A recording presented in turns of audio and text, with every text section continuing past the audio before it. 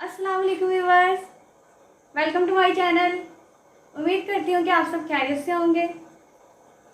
अपने टॉपिक की जानिब जाने से पहले मैं आप सबसे गुजारिश करूँगी कि मेरे चैनल को सब्सक्राइब करें, बेल आइकन के बटन को दबाएं और मेरे चैनल को लाइक करें, शेयर करें।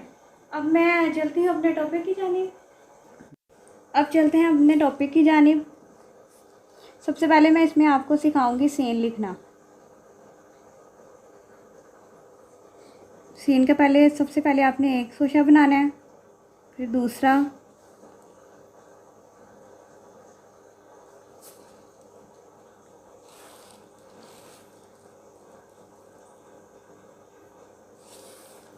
और आपने 605 मार्कर यूज़ करना है। 604 भी कर सकते हैं। फिर आप लिखेंगे शीन।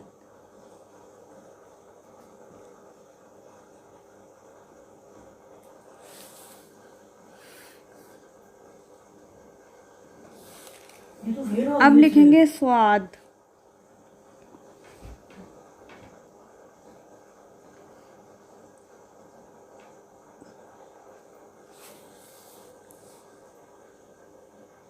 जैसे मैंने लिखा वैसे ही लिखना है आपने।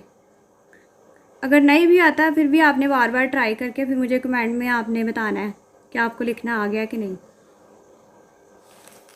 फिर आगे लिखना है स्वाद।